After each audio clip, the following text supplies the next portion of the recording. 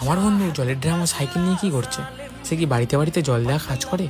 কেনই বা আমার এই বন্ধুটা মাথা চুলকাতে চুলকাতে ওই মেয়েটার দিকে দেখছিল, মেয়েটা এমন কি কথা বলেছে। বাজারে এসে আমাদের সাথে এমন স্ক্যামটা হবে আমরা নিজেরাও বুঝতে পারিনি। তো ব্লগটা প্রথম থেকে শুরু করা যাক। আজকে আমরা বার হয়ে পড়েছি কলেজে যাওয়ার উদ্দেশ্যে। তখন ঘড়ির কাঁটাতে ঠিক 12:30টার মতো বাজে, আর আমাদের একটাই ট্রেন আছে। আমাদের বাড়ি থেকে স্টেশনটা প্রায় অনেকটা দূর, তাই 30 মিনিট আগে বার হয়ে পড়েছি। সাইকেল চালিয়ে যেতে হবে। আজকে ওয়েদারটা অতটাও ভালো ছিল না, চারিদিকে মেঘাচ্ছন্ন আকাশ আর একটু গরম বেশি। রাস্তায় যেতে যেতে স্কুলের মেয়েদের সাথে দেখা, তখন আমাদের বন্ধুদের খুব ভালো লাগছিল। কিন্তু মেয়েগুলো না পাত্তা দেওয়ার ফলে আমাদের সাইকেলের গতি আরও বেড়ে যায়। তারপরে সাইকেল গ্যারেজে চলে আসি।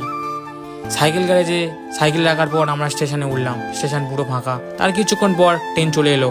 ট্রেন চলে আসার পর আমরা বারাসাতে নামলাম। বারাসাত লেবে আমরা একটা সাইবার ক্যাফে গিয়ে আমাদের সেকেন্ড সেমিস্টারের এক্সামের ফর্ম ফিল আপ করছিলাম। এক্সামের ফর্ম ফিল আপ করার পর আমরা এক্সামের ফর্মটা 5 নম্বর কাউন্টারে জমা দিলাম। আমাদের কলেজের নাম ধ্রুবচাঁদ হালদার কলেজ।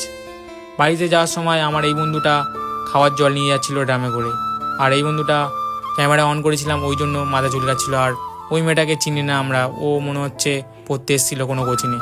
তারপরে আমরা বাজারে এসে এখানে আইসক্রিম কিনতে গেছিলাম, কিন্তু ফ্রিজটা খারাপ ছিল, ওই জন্য আইসক্রিম ছিল না। তারপর অন্য দোকান থেকে আমরা 3টে কর্নেটো নিয়ে নিই। তো দেখা হচ্ছে নেক্সট ব্লগে। টাটা।